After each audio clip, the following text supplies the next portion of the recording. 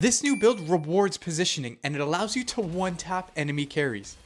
Here's how you play Graves Reroll. In this video, we're going to start by breaking down the extensive guide posted to social media, and I mean extensive guide. I've taken the time to highlight the important bits and we're going to go over it step by step. In the second part of this video, I put the comp to the test. After familiarizing myself with the guide, I hopped into 4 separate ranked games and we're going to review and go over exactly how I fared. Without further ado, let's jump into it. Okay, we're going to start off by breaking down the guide here. It was done by Wigwug, an NA Challenger player. We're just going to go over the highlighted parts here. If you want to read the full guide, it's available online. I've linked it in the description.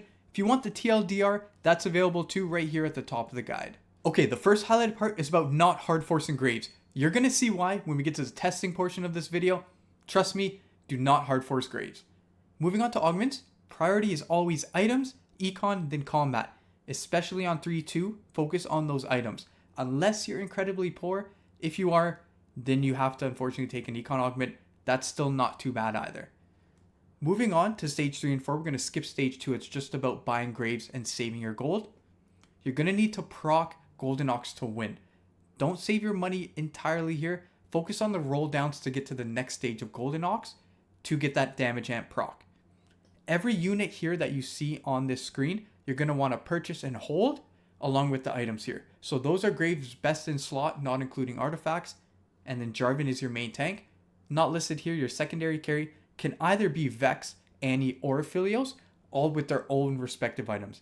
Vex, it's the same one as an Exotech build. You want blue buff, Hexotech, Flail, Guard Breaker, whatever the new item's called. Annie, you're going to want blue buff, Shojin's Nashers, and Aphelios, Kraken's Fury, Rage Blade, and then maybe a Death Blade. Moving on to late game, you should generally look to convert into 4 Golden Ox, 4 Divinicorp at level 8. If you have a +1 Golden Ox, the guide says you don't need to go 6 Golden Ox. I found better success with 6 Golden Ox. So if you have an early emblem that you can craft or an augment that you can take, I recommend doing so. So moving on here in the guide to the item portion, the best in slot item for Graves is QSS, Sterix, and a healing item, preferably Hodge. In my experience, I went Hodge all 4 times in the testing videos, with the exception of an artifact. The Giga best in slot, however, is the Trench Coat. If you can get Trench Coat on Graves, you're smooth sailing. It is Giga broken. For your carousel, you're going to want to prio glove, sword, and belt. You're going to want to make that Sterix, and then you're going to need the leftover glove for either Hodge or QSS. Essentially, Sterix is broken right now, so that's the item you want to make sure you slam on your Graves. With respects to Edge of Night, you're never going to want to put it on your Graves unless you have the augment. So that's a little highlighted one I put for this guide here. Only play Edge of Night as an item if you have the augment. And here on screen, you're going to see all the different variations of the Graves builds in terms of items. Top right, the Sterix, QSS, and Hodge is the best, followed by the Trench Coat in the bottom left with double Sterix. Positioning, this is one of the most important parts about the guide. You can either win or insta-lose based on positioning. You're always going to want your Graves on the same side as your enemy carry, as you can see from this visual here. With the ideal positioning, Graves essentially almost always attacks that carry. 1 shot, 2 shots them. Sometimes they get unlucky, but you need to have them on that same side. Quick side note there regarding that. Street Demon, it makes it exceptionally easy to position your Graves. You just need to make sure you're focused enough to account for those positioning moves. Other notes here, like I mentioned, 6 Golden Ox, they say it doesn't give much more damage amp. I personally feel it feels a lot better late game. So do with that information as you will. This guide here, you don't need to actually go for 6 Golden Ox. Stay at 4 if eco and the game allows for it. And then finally, same point as the first one. If you're contested, don't bother going this build. Again, you'll see why in the video testing section coming right up. And let's just move on to that. So see you on the testing side. Welcome to the testing portion of this video. As you can see on screen, there's 4 separate games that were played in succession of one another, all with the Sterix Graves reroll.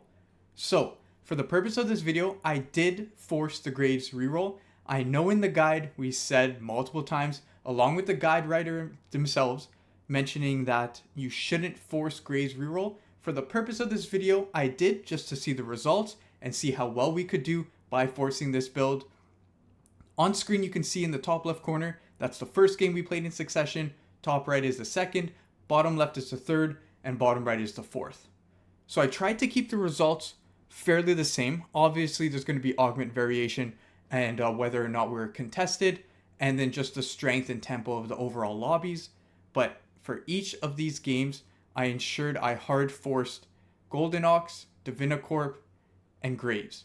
So I went for the goal of 4 Golden Ox, 4 Divinicorp, and then if the game allowed for it, I would go with a 6 Golden Ox route.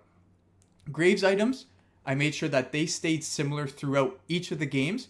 I ensured that there was only one healing item. So in 3 out of the 4, we had Hodge as our healing item. In the second game, we did get an artifact item. I was hoping for the trench coat so we could see how giga broken that really was on Graves. But alas, we settled for Death's Defiance as the healing item for Graves. In all 4 of the games there, the other 2 items were Sterix and QSS. Per the guide, those were the best 2 items, and Sterix is completely broken right now on this patch. So just having kind of those items, I felt were the best in slot to showcase how good this Graves reroll build was, if it is as exceptionally good as the guides say it is. So in the top left corner here, you see we're out to a 3 loss streak. I tried to loss streak every single game without open fording. In the bottom right, as you can see, we won that first game, so that quashed those plans. We'll get into the bottom right game as maybe an outlier there. Sometimes you just don't hit. That was one of those situations where I was hard forcing Graves and we just didn't hit. So we can look into that a little more later.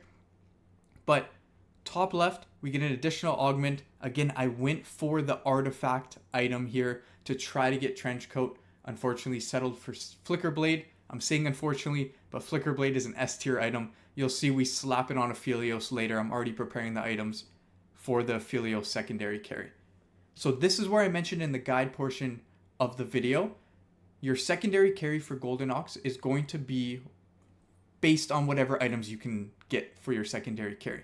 In the top left, you can see that I was already able to make 2 AD carry items. So I knew I was going the Aphelios route as early as stage 3-3 here. Just a side note, we did speed up these videos just for the essence of time to allow you to see everything in quick succession rather than have it go at the one-time speed.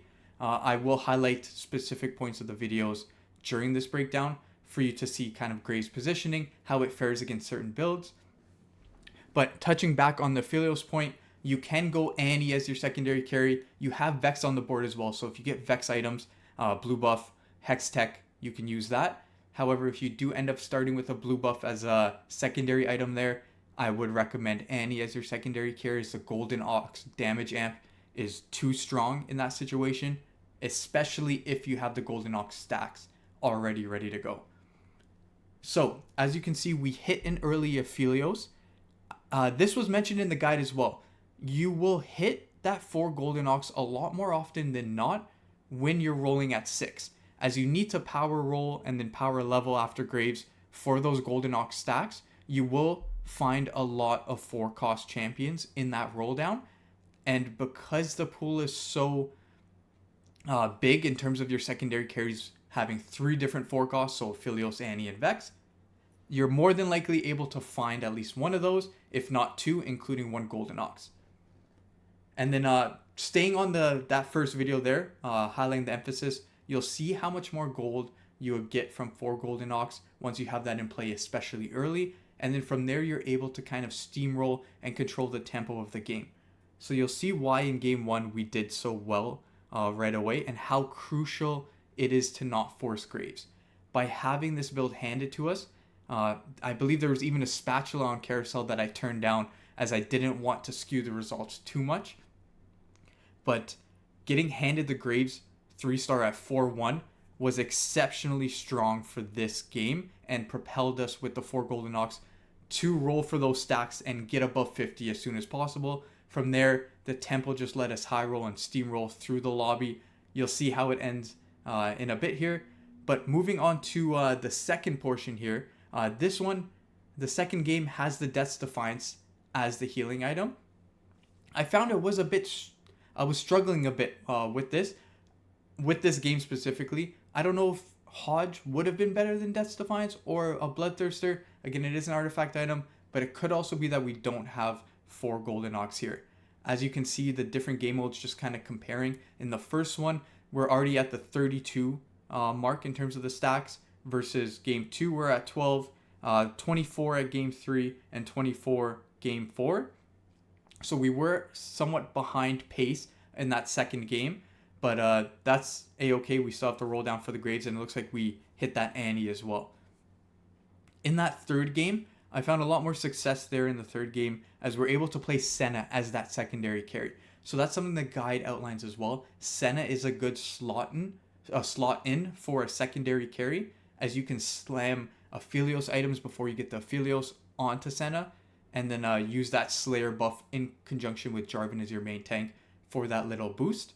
But the Divinicorp option and angle is there as well. Game 4, unfortunately, was a really, really crappy game. We weren't able to hit much of anything. The items were atrocious. I tried to stay as long as we could with holding the components for potential Reforgers and for an Aphelios to slam that Deathblade. But augment selection wasn't the best either. We finally hit the Graves there at 4-2. As you can see in the top right, we still haven't hit the Graves on the second game. And in my opinion, we are already doing better than that bottom right fourth game, even with less health. So when you're taking a look at this holistically, it shows the comparison between not only positioning. As you can see in the bottom right, we lack the positioning by having Graves in that center augment, in that special hex, creating the clone of Graves, versus in all the other game modes we have Graves kind of positioned towards a gambling that the enemy carry is going to be directly across from him, allowing for that 1, 2, 3 shot potential kill of the enemy carry. So when you're looking into positioning, once you have the reroll down, my biggest advice would be to start scouting. It's a lot harder when there's 4 potential opponents that you're facing, but you need to kind of play the probabilities at that point. You need to ensure Graves is on the side where most enemy carries are going to be, as that'll allow for the best chance of it one-shotting, two-shotting the enemy carry. So you can see from the top left there, that pass round, even when Graves is on the same side, doesn't always path and kill the enemy carry as much as you'd like to. So that's the importance of having it on that right side, is it still misses sometimes. So by having it on that same side as the carry, it does reduce the chance. It's not 0, but it reduces the chance that it won't miss that enemy carry and two-shot it for your benefit. So when we look at everything holistically here, we're just going to go over the results really quickly as we near the end of the game for each. In terms of everything here, it was a plus 61 LP net out of the 4 games. We had 2 that canceled each other out. Game number 2 and game number 3 there, it was plus 10, minus 10 as we finished 5th in the second game and 4th in the third. And then in the top left, it would have been a first, other than I believe they hit the brand 3-star carry right at the end, which allowed for them to obviously beat us. We tried to go for a late Vex or Aphelios push here for a 3-star, but just didn't have enough RNG in our favor.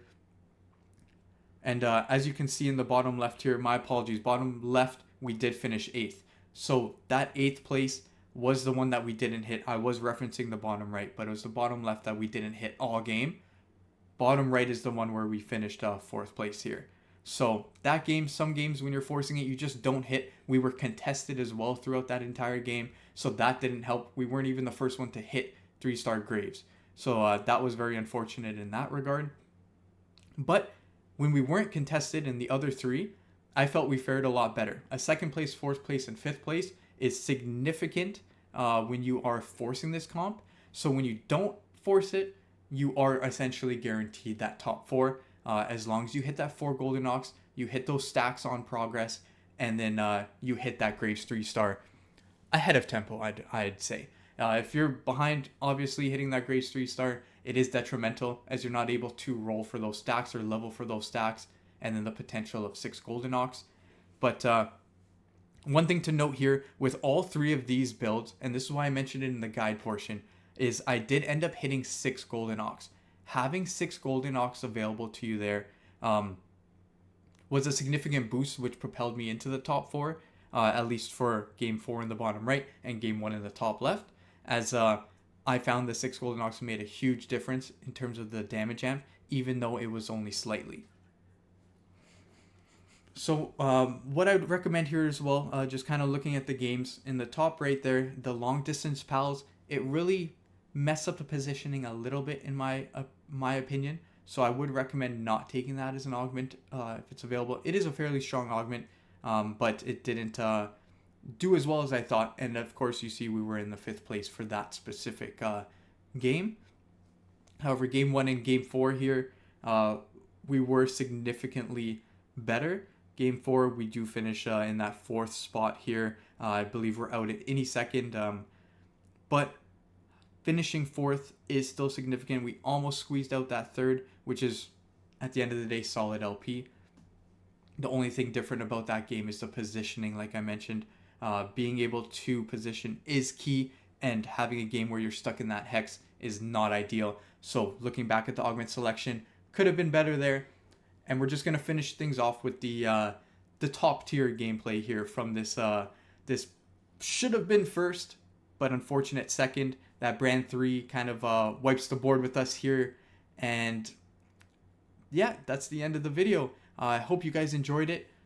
What we're going to do is go through different reroll compositions, different top tier builds, and we're going to analyze them in this format, different formats in the future. So if you've made it this far in the video, you have your cup of coffee in the morning, or you have a drink at night, and you're enjoying this kind of content, make sure you subscribe or follow or join.